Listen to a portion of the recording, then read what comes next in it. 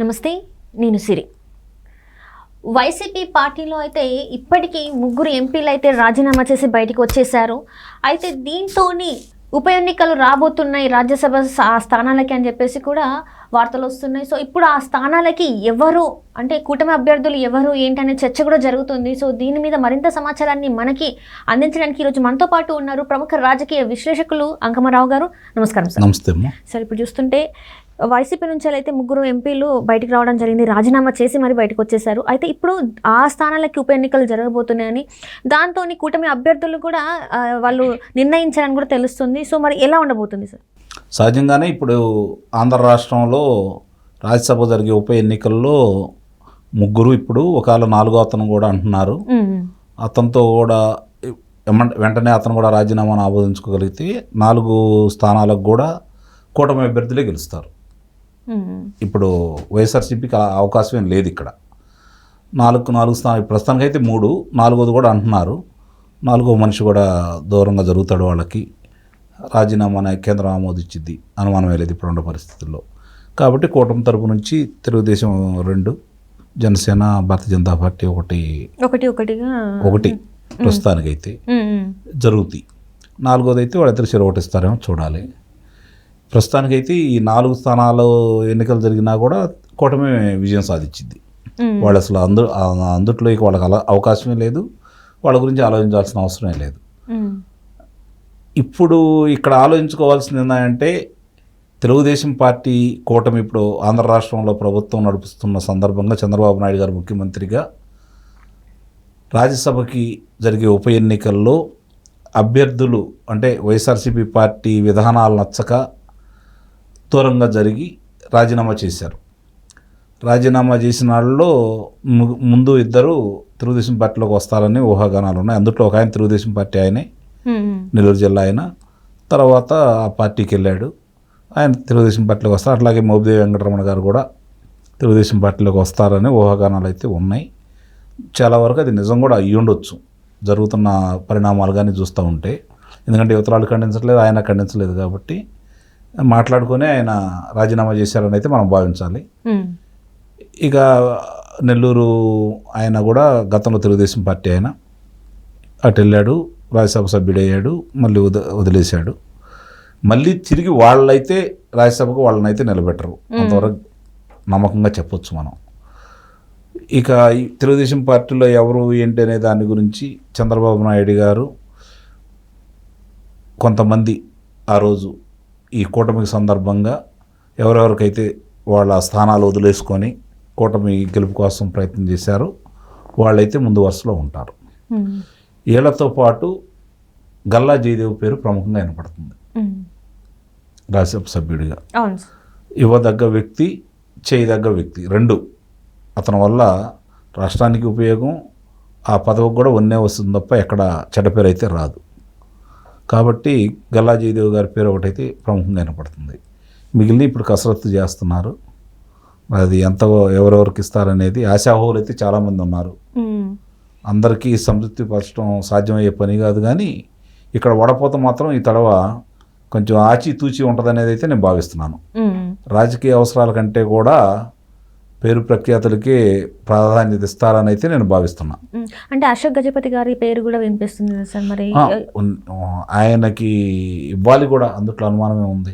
అంటే ఇప్పుడు 3 స్థానాలకి, అంటే 4వ స్థానం ఇంకా మనకు డిక్లేర్ అవ్వలేదు కాబట్టి 3 స్థానాలకి 4 తెలుగుదేశం పార్టీకి 2, ఒకటి కూటమి తరపున జనసేనకి వెళ్తుందా, భారతీయ జనతా పార్టీ వాళ్ళు పంచుకుంటారు అనేది వేరే విషయం. తెలుగుదేశం పార్టీ తరపున అయితే 2 స్థానాలు, 2 స్థానాల్లో అశోక్ గజపతి రాజు గారు, గల్లా జయదేవ్ గారి పేరు ప్రముఖంగా వినపడుతుంది. వాళ్ళిద్దరికీ 2 స్థానాలు ఇచ్చినా కూడా ఆశ్చర్యపడడం పని లేదు ఇవాళ ఉన్న పరిస్థితుల్లో. అంటే జనసేన నుంచి కూడా మళ్ళీ జనసేనకి ఇస్తారా లేకపోతే ఇంకో స్థానం భారతీయ జనతా పార్టీకి ఇస్తారా అనేది అంటే భారతీయ జనతా పార్టీ నుంచి ఎవరు అభ్యర్థి అనేది ఇంకా జనసేన నుంచి నాగబాబు గారి పేరు అయితే వినిపిస్తుంది సార్. అంటే అది వాళ్ళ పార్టీకి ఇచ్చిన తర్వాత ఎవరనేది వాళ్ళు నిర్ణయించుకుంటారు. దాని మీద వీళ్ళు పెద్దగా పట్టుబడతారని అయితే నేను భావించాను. మరీ అభ్యంతరకరమైన వ్యక్తులు ఎవరైనా వస్తే తప్ప. నాగబాబు గారి పేరు వినపడుతుంది కానీ నమ్మకం అయితే నాకైతే లేదు ఆయన రాజ్యసభ ఇస్తారని. చూడాలి, నాకైతే నమ్మకం లేదు ప్రస్తుతానికి.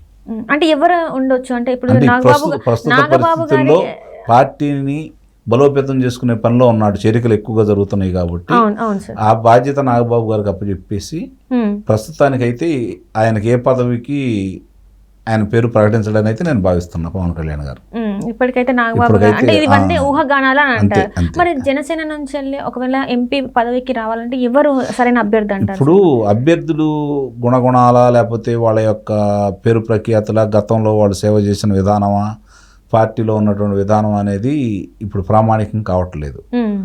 ఆ వ్యక్తులకి అధినాయకుడికి ఉన్నటువంటి అవినాభావ సంబంధాలను బట్టే, అవసరాలను బట్టి మాత్రమే ఇప్పుడు పదవులు దొరుకుతున్నాయి. కాబట్టి సేవ చేసిన వాళ్ళకి పదవులు వస్తాయని నమ్మకం అయితే లేదు కదా. త్యాగం చేసిన వాళ్ళకి ఒకవేళ వాళ్ళు అవకాశాలు కల్పించేంత స్థాయిలో ప్రస్తుతానికి అయితే లేదు కదా. కాబట్టి వాళ్ళ అవసరాలకి ఆ పార్టీకి ఉపయోగపడే వ్యక్తులకు మాత్రమే ఇస్తారు, అది మాత్రం వాస్తవం. అంటే ఇక్కడ చూస్తున్నట్టయితే ఇప్పుడు వైసీపీకి అయితే అది దాని గురించి మర్చిపోవడమే, ఇంకా మర్చిపోవడం అంటే అక్కడ నుంచి వాళ్ళ నుంచి అయితే అభ్యర్థులు నిలిచడానికి అవకాశం 2029 తర్వాత వాళ్ళ ప్రాధాన్యత ఎటు ఉండదు. ఈలోపు ఎటు వాళ్ళు రారు కాబట్టి ఆ తర్వాత అసలు వాళ్ళు కనుమరుగైపోతారు. ఈలోపే ఈ 11 స్థానాల్లో ఇప్పుడు 4 రాజీనామా బాట పట్టారు, మిగిలిన వాళ్ళు కూడా అదే క్రమంలో ఉన్నారు. అది ఎంతమంది రాజీనామా చేస్తారా, అసలు రాజ్యసభలో వాళ్ళు ఉనికి లేకుండా పోయిద్దో కూడా అర్థం కాని పరిస్థితి. చివరిగా విజయసాయిరెడ్డి గారితో సహా పేర్లు వినపడుతున్నాయి కాబట్టి ఆ పార్టీ నుంచి బయటకు వస్తారని. కాబట్టి ఇక ఆ పార్టీ ఉనికి అక్కడ కష్టమనే పరిస్థితి మాత్రం స్పష్టంగా కనపడుతుంది. 5-6 నెలల కంటే ఎక్కువగా ఈ సభ్యులు ఆ పార్టీలో ఉండరనేది మాత్రం బలంగా వినిపిస్తున్నటువంటి మాట. ఇంకోటి బీసీ నాయకులు కూడా ఇచ్చే అవకాశం ఉన్నట్టు కూడా మరి తెలుగుదేశం పార్టీ సహజంగానే ఏ 2 పదవులు వస్తే ముందుగా ఆలోచించేది వాళ్ళు బీసీల గురించి. ఎందుకంటే పునాదులే బీసీలతోటి మొదలైంది తెలుగుదేశం పార్టీకి. దాన్ని అనవసరంగా వేరే వేరే వర్గాల పేరును ఆపాదిస్తూ తెలుగుదేశం పార్టీ మీద కులముద్ర వేయాలని ప్రయత్నం చేసి కొన్ని సందర్భాల్లో వాళ్ళు విజయవంతం అయినా కూడా ఇప్పటికీ ఎప్పటికైనా సరే తెలుగుదేశం పార్టీని భుజాల మీద వేసుకొని మోసేది బీసీలే. కాబట్టి వాళ్ళకి ప్రాధాన్యత వాళ్ళకి ఇవ్వాల్సిందే, ఇస్తున్నారు కూడా. అందుట్లో ఎలాంటి సందేహం కూడా ఏం లేదు.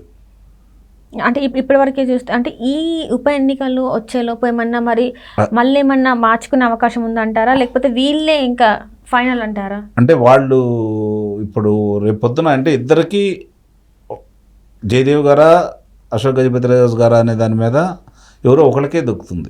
ఎందుకంటే మిగతాది బీసీలకి ఇవ్వాలి కాబట్టి అందుట్లో అనుమానం ఏం లేదు.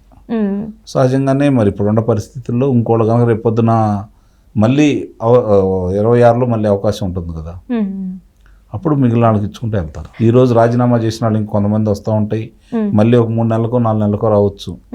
తెలుగుదేశం పార్టీ మొట్టమొదటి నుంచి ఒక సిద్ధాంత ప్రకారం వెళ్తూ ఉంది బీసీలు బడుగు బలహీన వర్గాలకి పెద్దపేట వేసే కార్యక్రమంలో. కాబట్టి రేపొద్దున మళ్ళీ వచ్చే దాంట్లో కూడా వాళ్ళకి సమన్యాయం పాటిస్తారనేది నేను భావిస్తున్నాను.